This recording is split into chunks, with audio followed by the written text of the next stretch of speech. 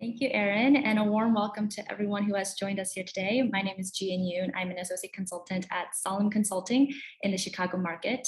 I've been with the firm for about a year and a half since graduating, and I am super excited for today's panel discussion. I actually found my very first college internship through Handshake, so it feels like a full circle here. But enough about me. I'm going to pass it along to our panelists here today for a quick introduction. How about we do names, we can do what you're doing for work right now, and I hate to put Megan and Amanda on the spot, but let's do fun facts. Amanda, would you like to kick us off? Sure. Hello, everyone. I'm Amanda. I am currently an assurance associate at PwC. I just started exactly a month ago today, so I'm a little new to the process, but I also found my internship with Handshake, which got me this job. So love Handshake, love to be here. And my fun fact, I'll go with I really love playing Tetris. I kind of want to go to like the world championships just for fun. I'm not that good yet, but like I think it's really cool that they have that. I've never even knew that they had that until more recently. So that's my fun fact. Awesome. Thank you, Amanda. Megan? Yeah, my name is Megan Mansfield. I am the campus early talent, which is a fun way to say campus recruiting, or one of our managers on our team that looks for consultants, hopefully one of you. And I have been in campus recruiting my entire career. And as I mentioned, at FTI Consulting now. But a fun fact about me, I was just sitting here thinking of one. I'm a hot yoga instructor, so I love to exercise and be active, and that's something I like to do for fun in my free time. So That's awesome. Thank you both so much for being here today. And we're just going to dive right in. And I really want to start high level here. And the first question, probably the most commonly asked questions by students interested in consulting is, what even is management consulting? And I have to admit, even as a consultant myself, that question freezes me up sometimes because it's a big question. But luckily, I'm only a moderator here today. So Megan, I'm going to pass that question over to you. yeah, it's the myth, right? What do consultants even do? I'm sure we can talk about that in a little bit. But I think one of the cool parts is, there's management consulting, which takes up a huge part of the industry and probably a lot of what you are looking at in job opportunities and will discover. I think one of the unique things and things that is cool to explore for you as a student is there's even more opportunities for entry-level consulting outside of management consultant. So at FTI Consulting, we have 6 different business segments that represent different industries. So whether that's corporate finance or forensic and litigation, economics, technology, strategic communications, whether that be crisis communications, there is so many types of consulting, and their focus is typically coming in to help solve problems, whether that be retroactively or proactively, and putting the client in a better space than when we showed up, whether that's solving for data or law or numbers or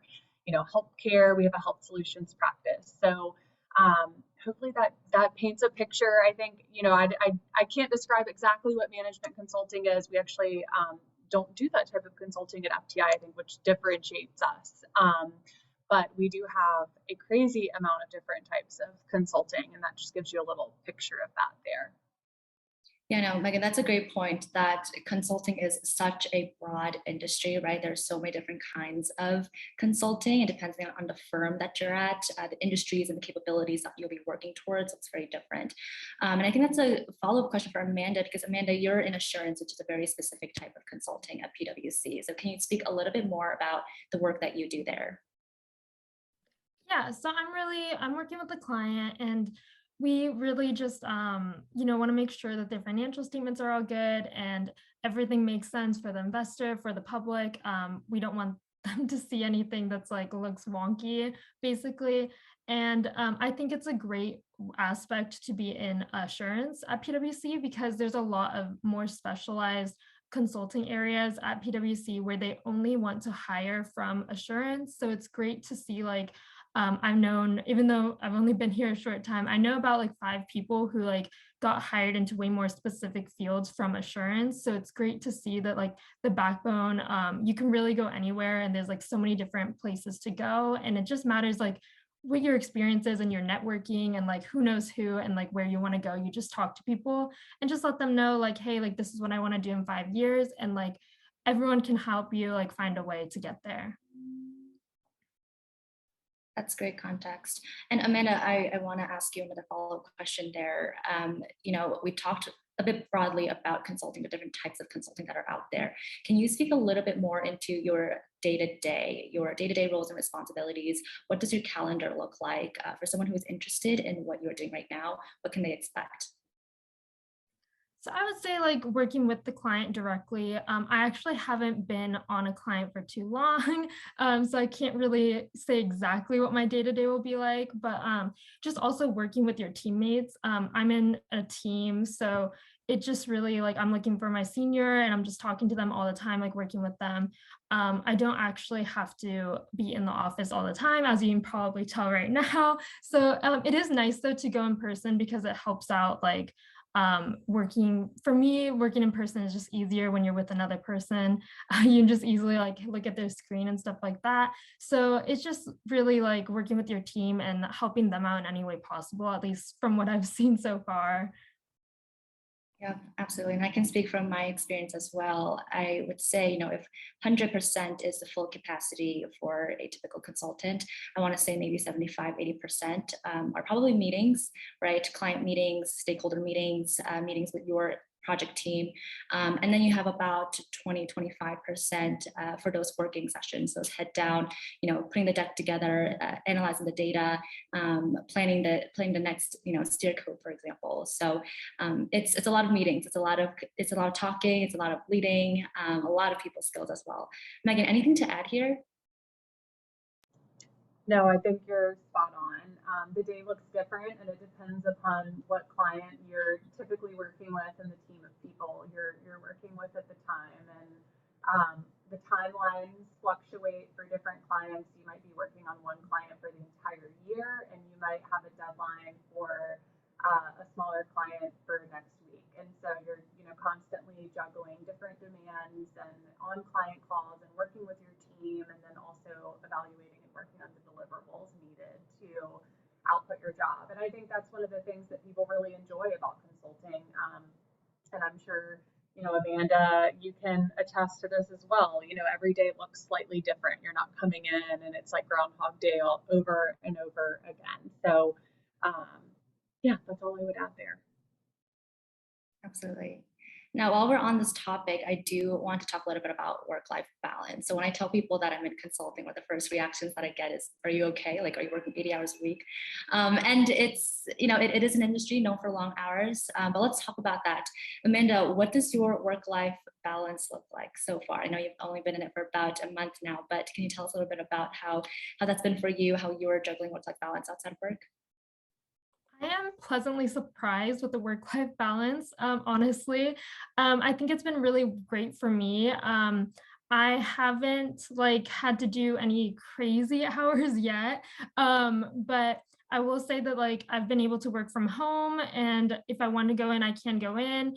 They'll provide like lunch if I go in and stuff, so sometimes I will, but I also like I'm out of the San Francisco office and I'm from Southern California. So I actually just yesterday like flew back home because I was like, you know what, like I can work from home from Southern California. So now I'm home and I'm gonna get to visit my family and stuff, which is kind of nice. And it's definitely flexible if I talk to my team and like tell them I have something going on, like they'll give me space to do that. And like if I want to do like a workout class at like 4 p.m. they'll allow me to log off and do that and then come back on later, of course. But like as long as I'm like verbally communicating with my team, it's pretty good on flexibility. Yeah, no, and I definitely resonate with that from my experience too. I was pleasantly surprised by the work-life balance. I think, when you think about work-life balance, there are a lot of factors that go into it. Different firms have different culture, right?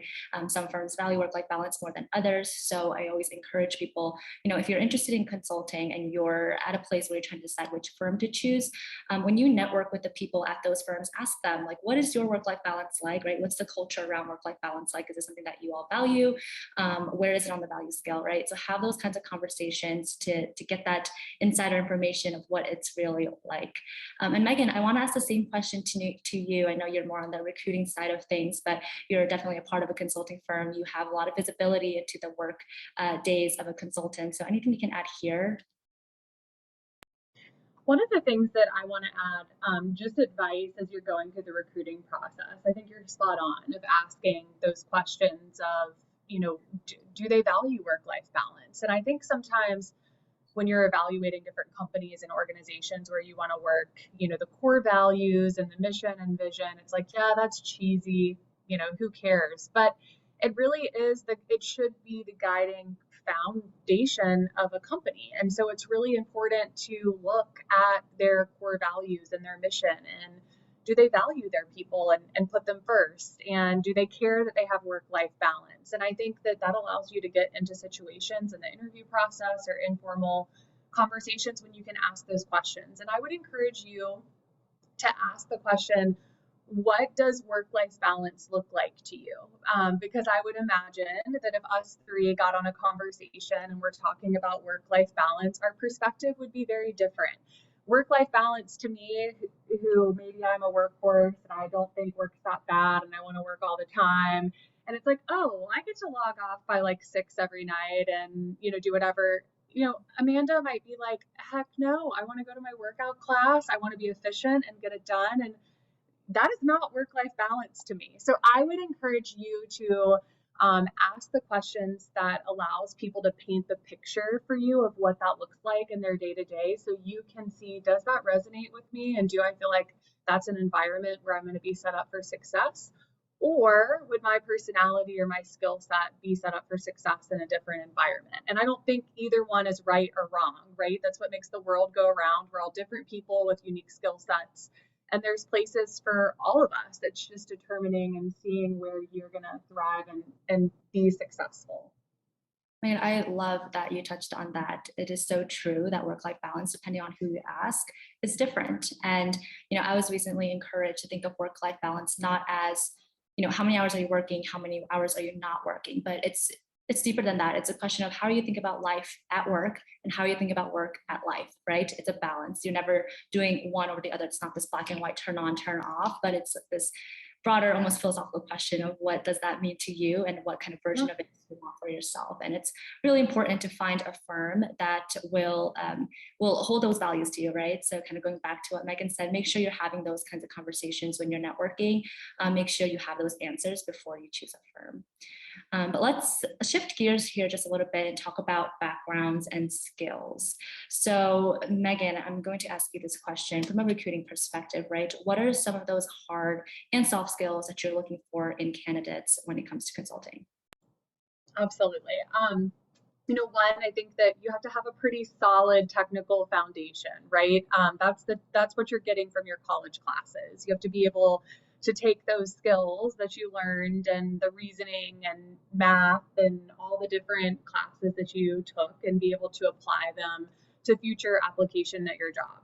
You don't have to be a genius or a rock star, but you have to keep that solid foundation that's going to set you up for success and give you that skill set. So that's one.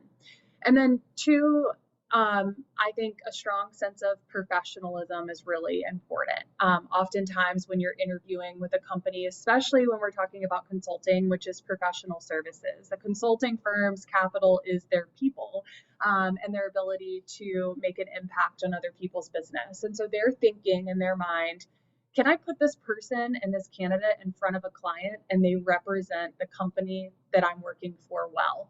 And I think that professionalism, yes, it can be coached and it can be taught, but a strong sense of professionalism that is there from the start is really valuable and gives you, a leg up in the consulting space as far as skills that are important. And then Additionally, strong communication skills. I think that at the end of the day, no matter what job you choose, we all are paid to be effective communicators. But in the consulting space, it is even more important. And so being able to not only verbally communicate, but in writing communicate in an effective way, that you're getting your point across that's going to influence in the best way the client, but also having those conversations with your team and being able to communicate in a way so you ensure that you're efficient, and that your voice is heard. So the three things that I always talk about is the technical aptitude, professionalism, and communication. Megan, I'm going to say spot on to you this time, because I feel like those are the skill sets that I use day to day in the last, at least in the last year and a half that I've been an associate. Amanda, I'm really curious as to what kind of skill sets did you know were your strengths before going into consulting, and what kind of skills do you see yourself using day to day? And then also on the flip side, what are some of the skill sets that you were surprised by that you needed, now that you've been in the role for a month, and some skill sets that you think you have an opportunity to further hone in on while staying in this role? Yeah, so I definitely agree with Megan and Gian, what you said, but that professionalism can go a long way, and just communicating, you always need that in your team. I definitely think those are the most important for me as well. I will say that I think I was not as surprised. Like, I think I knew that I needed to keep my technological background up. But I will say I was surprised to learn like some PwC specific programs that they use and certain things like that, or maybe like even Alteryx, like things like that, where I need to like clean up, client data and stuff like that. But I think I was surprised to I needed that so quickly, and I really needed to be really good at it, I think. Or not like super, they know I'm a first year, but if I'm sharing my screen in a work call and they're like, oh, can you do this to the data? And I'm like kind of hesitant. I've definitely been yeah, like trying to do it real quick and then figure it out on the spot. But I need to definitely know that stuff like the back of my hand, and I'm sure it'll come with time. But I think just learning how your company works with technology is very important, and what they use. Maybe taking a glance before the call and make sure you brush up on some topics you you might not know exactly what to do, or like a VLOOKUP or something in Excel. Very important to just know how to do and not be stumbling on the call and kind of questioning what you're doing, because I think that will show also your professionalism altogether, just showing how ready you are to be on the client. Yeah. Amanda, you bring up a great point as well. And I think from my personal experience, summer going into consulting, I took an Excel class, I took a course on PowerPoint, I took an executive presence speech class on LinkedIn too. And I was all ready, all excited to go up in front of the client. And, for the first 6 to 8 months, there is no expectation that you're going to be performing yet. It's really about learning and onboarding and training. And so I was really surprised that the skill set that most seniors wanted to see from an associate was, do you have the learner mindset? Can you learn quickly? Are you a learner, right? Are you always curious and asking questions? And I remember being confused by that, really, you want me to be learning? Aren't I on the job? I already got the job. Don't you want me to be talking in front of clients? And that was not the case. It took a good 6 months just to even learn the optics of the business, to not be nervous before a meeting. I used to I'll get so nervous, I'll shake. And it takes time to get over that. And really as an associate, the goal there is to lay that foundation to perform more successfully in the future and long term. So I would definitely add to there a learner mindset, to have a learner mindset, and to show in your interview process that you're a learner. Ask good questions, show that you've done the research, right? Show that you've networked with other people at the firm before interviewing. Megan, another question here is, can people from any background come into consulting, or is it just for business students? Yeah, I think one of the cool parts about where I represent, which is FTI Consulting, is that there's tons of different types of consulting, which means we hire a lot of different backgrounds, which is really cool. I know I rattled off a bunch of different of our segments, and our segments are really the industries and the teams in which we serve clients. So we have our corporate finance practice, and you might think of your typical corporate finance majors and business and economics and accounting, and those are all great. But we also have our economics practice, which, focuses in economics. I know I'm still in the business major train, stick with me here. We have a technology, practice, and I think that we're looking for cybersecurity and management information systems majors and tech backgrounds, which is really cool. And then you have health solutions consulting that's looking for healthcare backgrounds and, all different types of biology and chemistry, and not just healthcare in general, but backgrounds that are going to help serve those clients in that space. And then there's strategic communication consulting. So that might look like, crisis communications. Maybe you're a comms major and you want to go advise and be the person behind the scenes that's talking to all these major companies with all these news stories and helping them with their crisis communication. It might be different types of more of the business or the communications types majors. It doesn't have to be communications specifically. Maybe it's English, maybe it's writing. So I think the cool part is whether you know it or not. I didn't know a lot of these things existed before I showed up at FTI. There's tons of opportunities, and I think everybody thinks of consulting and thinks business majors, but there's actually so many opportunities for consulting outside the business major world as well, which is really cool. Yep, absolutely. And I know in my cohort alone, we have majors from all over. We've got engineering, we've got chemistry. It's a mix of things, and that's what makes the industry such a cool place to learn and grow. I'm going to shift gears again and go into the recruitment process, which we have a lot of students in the audience here, and it is the hot recruiting cycle this fall. And so I think we have Amanda, who's just gone through the recruiting process, and we have Megan, who's on the other end of recruiting, so we can have a lot of juicy conversations here. So Megan, I'm going to start off with you again. Is what is the recruiting process typically like for the industry? Yes, so I can speak to our recruiting process. I think it's very similar to others in regard to typically you're going to apply to an organization, and most deadlines are widely communicated. I know they definitely are on Handshake, and that's a great place to look. And typically the first step after completing an application is to complete a pre-recorded video interview.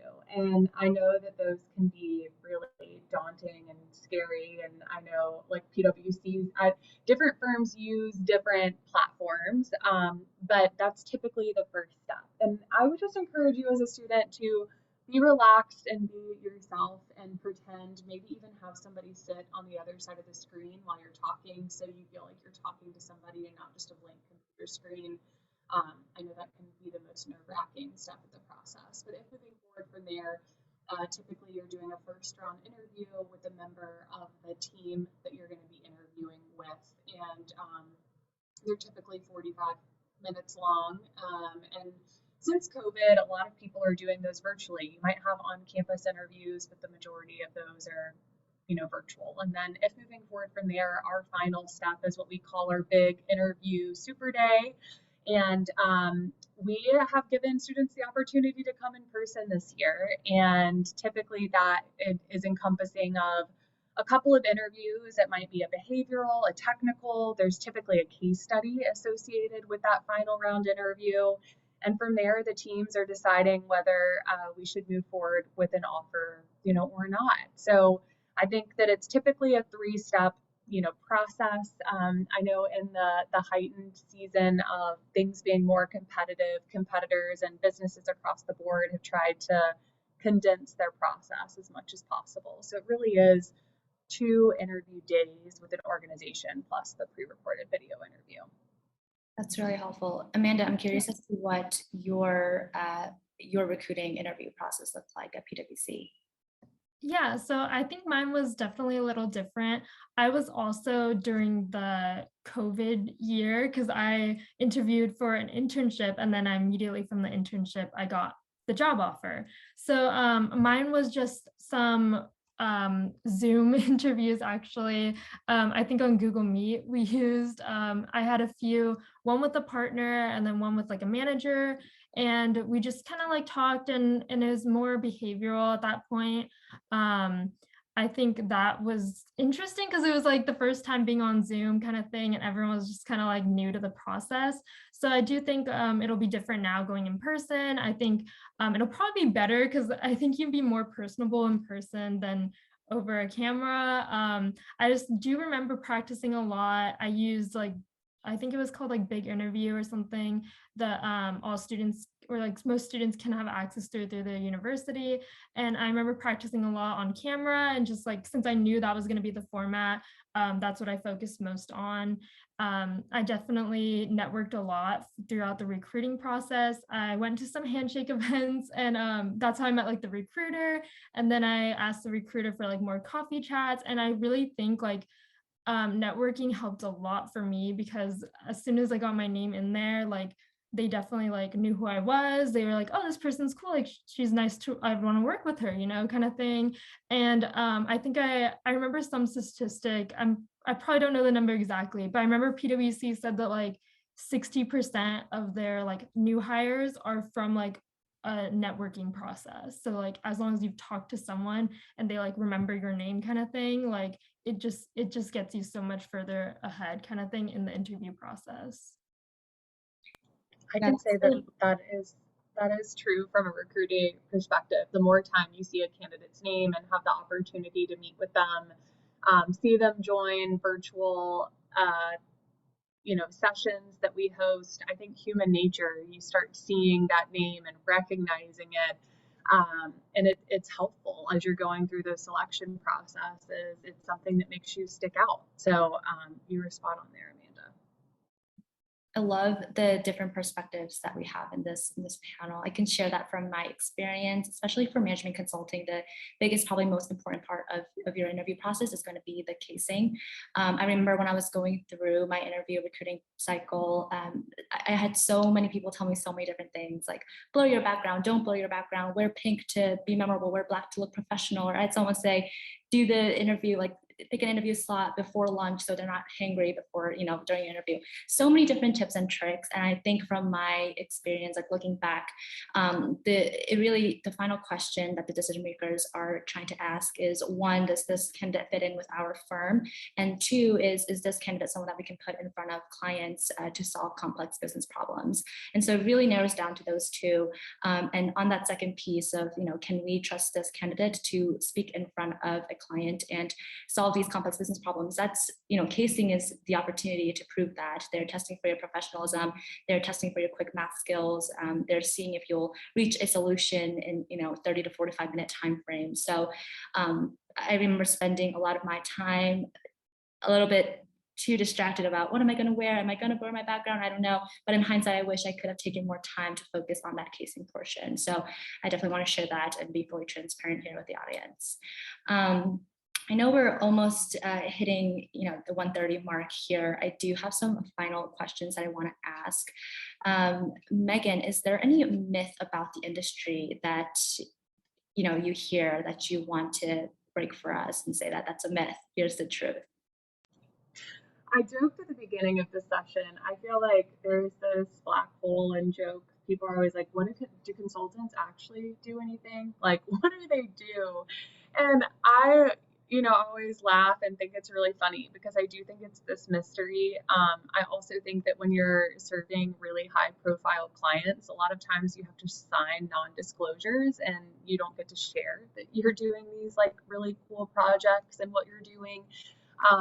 But I guess the biggest myth to me is like consultants don't actually do anything. Like they're paid a lot of money, to do not a whole lot. And I see consultants on a day-to-day basis bust their butts to really provide excellent client service. They are really intelligent at what they do, and they're really good at solving problems. And I think it's cool to see them come in, and whether they are, working on the biggest merger ever, or they are finding fraud within the biggest scandal, like in finance ever, or whatever it is, going on trial to save CVS a lot of money. I mean, I think that the consultants work extremely hard and add a lot of value. And I would say that's probably the biggest myth and joke in the consulting industry that I get to see firsthand. And, I don't really think it's that at all. I appreciate what you shared there, Megan. It is a running joke. It's you guys It are is. too much, but what do you really do? It's like, well, we Yeah. can't say because we Yeah. just have an NDA. Yep. Um, yeah, Amanda, anything to add there? What are some myths that that you've heard or that you've maybe even thought that you can bust for us here? Yeah, I mean, honestly, so I'm a community college transfer student, and then I transferred to Berkeley Hall School of Business. And I think that alone was kind of like everyone was like, oh, we already have like our consulting internship from like sophomore year or whatever, like all this experience. And I was like, oh, like okay, like that's a little disheartening, but okay. But so it was a little bit like, oh, like that's not for transfers, like you shouldn't do that, like that kind of thing. And it was like definitely way more competition for us. I would say like I know so many of us transfers who like went into consulting and ended up like doing just fine in the case studies and everything. And like, yeah, we did have to put in a lot more work because we didn't have as much experience as everyone else. But I think like at the end of the day, it was we like got into Haas and we showed that like, we deserve to be there just as much as like anyone else. So it's kind of like, like we weren't the necessarily like the underdog, but like a little bit to where like it was kind of a myth to be like, oh, like you shouldn't do that. Like you don't have the experience, it's not worth your time. But I think overall, like I know so many people that ended up going into consulting that you can do anything as long as you just take the steps and network and just take the time to learn everything that you're going to need. I love that. I think a lot of college students too, if you read the data in the industry right now, are being creative and cost efficient and effective. And I think that there's going to be so many opportunities, and I'm hoping those myths bust even more so, and we are more open-minded, as a whole around those things. But I think you're spot on, Amanda. Networking and putting yourself in that position, and it really can happen. Yeah, no, both Megan and Amanda, those are great points. I think for me personally, the myth that I almost bought into was that, if I chose consulting as a career, I would have no life outside of consulting. And I guess when I was interviewing, I was signing up for what I thought would be that, but it turned out that it's not true. At the end of the day, we're all people. All your managers have families and kids to go home to, I promise. And work it's not all of life. It's an important and big part of life, but definitely certainly not the most important. So I would encourage everyone out here on this call, if you're interested in consulting and you're a little hesitant because you're wondering, oh, I won't have work-life balance then, or I'll be working X amount, traveling, any of those reasons. I encourage you to, one, network and reach out to the people at the firms that you're interested in and ask them how true or how false that is. And two, just a reminder from someone who's been in the industry for a year now, that's not necessarily entirely true. And with good time management and a good manager, a good company with good work-life balance, you could definitely solve that. There is a question here from the audience, Megan. This question is for you. And the question reads that this person has been told that you can't start out in consulting and that you need years of experience. When and how can you start?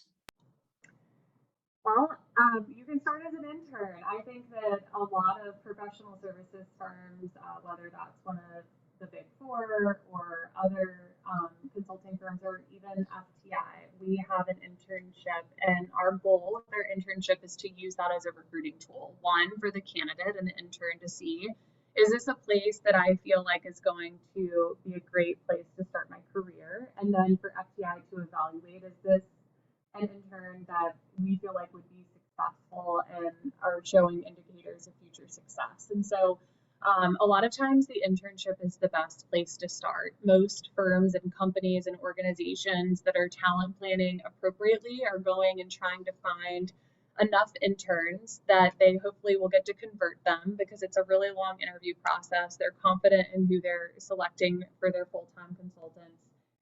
And they have very few slots to fill when it comes to the entry-level consultants. I think that, there's companies, FTI is we're definitely mid-sized. I think we have like 7,000 employees, but we're hiring roughly over 500 consultants and interns every year. So I think that, there's tons of firms out there that are looking, especially in professional services, company and environment for interns and entry-level consultants, and those jobs definitely do exist. I do agree there's some consulting firms that have that expert mentality and expertise, and they're not hiring entry level, but I would say there's a ton that do. So you just have to keep your eye out and look for that. Absolutely. Amanda, there's a question for you. How did you go about getting your first internship? Yeah, so I think I spoke a little about this. I did use Handshake. I went to a lot of I think they were like part of my career center events, but they were held on Handshake. And they were like meet the firms kind of thing. So I went to those, I talked to the recruiters, and then I went to coffee chats, and then I asked the recruiter like, hey, can you reach out to some people I want, like, would like a coffee chat? And then that's how I really developed like my understanding of how the people are, like we said. I think like that's a big part of like the firm and how, how flexible they can be. So I was talking to a lot of people like that, and then I just really just applied to all of them, kind of thing, like applied everywhere. But at the end of the day, like that's what made my decision. I was like, okay, like which one did I like enjoy talking to the most, and which one seemed like, that's where I would want to work, and I would like to work with them. So that's what I ended up doing, but mostly it was just applying on Handshake, like looking at the deadlines, of looking at everything, like making sure I met the requirements, of course, and not just applying like completely willy-nilly, but like with some, like wanting to go there eventually. Yeah. And Amanda, how do you think you stood out from all other candidates? I would say I probably stood out by networking. I think like that was one of the main things that like I know some of my friends didn't necessarily do, but I really was like, I don't even know if I want to work for this company, so I needed it for myself too, kind of thing. But I think that was the main thing. I kept emailing the recruiters and stuff like that. And then I think during the interview process, if you make yourself personable and just like talk to them about something that like genuinely shows your interest in the company. Like I did research into PwC on their like website and stuff, and like saw that they were doing this new like DEI initiative, and like trying to promote that. And so I was like, okay, like if any of this stuff I can bring into my interview and like just have a real conversation about it, like that really, like they're gonna remember you, and they're gonna be like, oh, this person was cool to talk to. It wasn't just like answering the questions and being like that's my answer. Like it was more of a conversation. Yeah. A question for myself, actually. Someone wants to ask, what has been the most rewarding part of working in consulting? That's a good question. I think definitely the impact that you're able to make not only for your clients, but for your clients' customers and stakeholders. So a lot of times in consulting, the business problems that you're solving are very large scale. You're working with very senior C-suite level people day in, day out, making big decisions that are going to ultimately affect a very large population. And so I can't share too much about my current client work, but I'm currently working in the life sciences healthcare industry for a medical product that affects hundreds and hundreds across the globe. And to know that the kind of project and decisions that you're helping decision makers make, knowing that affects someone's day to day in their medication is really powerful. And to have a role in strategizing and helping your clients come to that kind of decision is definitely very, very rewarding. I have another question here for Megan. How might you recommend reaching out or networking to consulting firms for those of us who do not attend a quote unquote target school? Yeah, I think networking, again, everybody's probably like, oh my gosh, but networking is definitely the way to do that. Most firms now are moving forward more of a hybrid type model. So they might have those target schools that they've historically gotten a lot of their hires from, but that doesn't mean that they're not casting a wider net. And I think that's what you're seeing now. Before, if you didn't go to like a core target school, you weren't going to be considered, and that's not the case anymore. However, I think building the brand of that university and organization and networking and getting in front of employees is important. So attend their virtual sessions if they're not going to be on your campus. Reach out to the recruiters or business professional. and see different ways to get involved, as most companies are on the ground at university and organizations and hosting large, broad, different coffee chats. We host those through Handshake. We host different webinars through Handshake, and I think most companies and firms are doing that, and that will help you get your name recognized in addition to your application. Yep, absolutely. And I actually come from a non-target school, and that recruiting cycle looks slightly different. You know, we didn't have people on our campus for those recruiting days to give you out name cards and do on-the-spot interviews. So there were some loopholes that I had to work around. I think, Megan, to your point, your network here is going to be really important. I would encourage, if you're coming from a non-target school, go on LinkedIn and filter the search to see who your alums are, where are they. Do you have any alums at the firm that you want to apply to? Those networks, those alum connections are going to be really powerful and really close, especially for those smaller non-target schools. So definitely lean into that. Another question that I have here for Amanda is, are your teams spread out across the country, or are they all located within the same office? So it's a little bit of both, I would say. There are some where like I'm working with the LA team and the Denver office as well. And like sometimes they'll come into the office or sometimes they'll just be virtual because they're not going to travel to us like all the time. But it just varies. I do have some that are all San Francisco office. So that is kind of nice. Then we can like travel to the client site together and like kind of, do our connectivity events kind of thing. But it just varies. And I think if that's something that like you want to travel, you can always like put that in and get a team that's like somewhere else, and that'll even help you to like I've heard people like wanting to go on certain clients that are based in New York or Boston, and then they get to travel there, and like that's all fun. But you can also request, if you're in a big city, you can request to be in San Francisco and just stay with your team there. We're very flexible with it, and of course there probably will be some traveling, but I would say like for the most part, you can be flexible with your team, especially nowadays. Yep. Yeah, especially with the hybrid remote options, I feel like more and more firms are trying to revolutionize and digitalize their ways of working, especially in the consulting industry. You don't have the typical Monday to Thursday travel as much anymore. So there's definitely a lot of changes happening there. And then Megan, one final question for you is, we touched a little bit on technical skills, hard skills in a previous question, but can you elaborate a little bit more on some of the specific technical skills that recruiters look for when hiring consultants?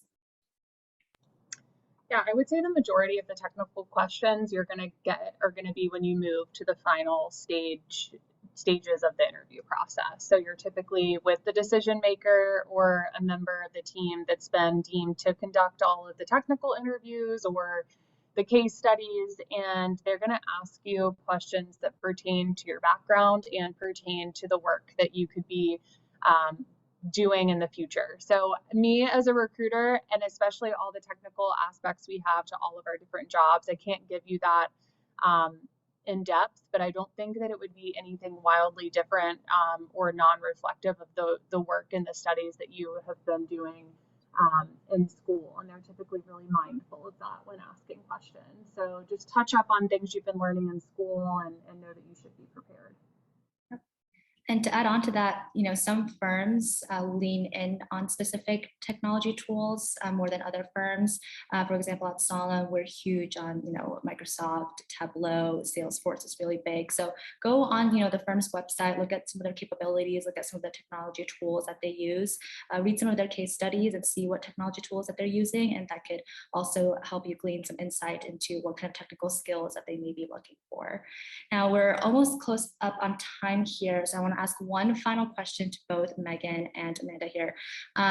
What is one final advice that you have? We talked about a lot of different things, but to our audience who shared their time with us today, what is one final advice that you would like to give? Amanda, do you want to? Okay. Megan, go ahead. I was going to say, I think that it's important I know there's a lot of pressure when you're looking for jobs as a college student, and just be mindful and do your due diligence of asking questions, dig deep, figure out what's important to you, what you want to do in the future. And Just a company is interviewing you, but you also are interviewing them simultaneously, and make sure it's an environment that you feel like is going to allow you to progress in your career or have the things that you value are important to you. And that doesn't have to look the same as your peers. I think when you're in college, it's like there's always this next best step. And your peers might want work-life balance, and you might want to work your tail off and be the CEO and have no work-life balance. And everybody can value and want different things. So listen to your gut, trust yourself, and go find the things that you feel like are going to set you up for success, and don't worry so much about everybody else. I love that advice. Amanda? Yeah, I definitely agree with Megan. And I think ultimately it's like the culture. Find like what works for you in the company, and make sure that like that's going to be somewhere that like you want to spend your time at, because if you start a job and you hate it, it's just not going to be fun for you. And really take the time to know that like that's where you want to go. I would say that, you know, if you talk to the people, like networking, like we said, that would be like a great like starting place. But I also feel like if you find the flexibility that you're looking for, and really like if you're starting out on a new job, I've heard that like sometimes you do need to put your foot down and like have your time. Like it might not be the easiest thing to say because you're a first year, and you know you want to be doing your work well, and you want to show that you're always there and like you can do it. But also at some point, like you got to take some you time and really just know that like at the end of the day, it's just a job. And if you completely hate it, like you need to take your own time to do your stuff, and just be flexible with your team, or else you're just going to burn out way too soon. And so I would just say like make sure you have those boundaries and set them early with your team, and don't be afraid to do that. Like everyone has a life and needs to do that. So just make sure you're upfront about it and you're honest. Yep, absolutely. And to anyone who is going through the recruiting cycle right now, or will be in a little bit, my final advice would be stay on your own lane. You know, there's a saying like when you turn to look back to see, you know, how fast your competitor is going to run, then you're also running slower. So just stay on your own lane, keep your eye on the prize. What's good for you? What's, you know, there's a place for everyone out in the world of jobs. Consulting is not the only job. So good luck to everyone. And I think that wraps us up for today. Thank you so much, Megan. Thank you so much, Amanda. Thank you to the Handshake team for putting this together, and for the audience for joining us. If you're not already, please go follow at Join Handshake on Instagram and all their socials to follow up on any other conversations or any other events like this. I'm sure they're going to have more events and panel discussions as the one that we just had. And to everyone's awareness, we will also be sharing this recording on YouTube. If you have anyone, you know, who wasn't able to join, who would have liked to join, or if you want to reference back to some material here. But thank you again so much to everyone who joined us, and have a wonderful rest of the day.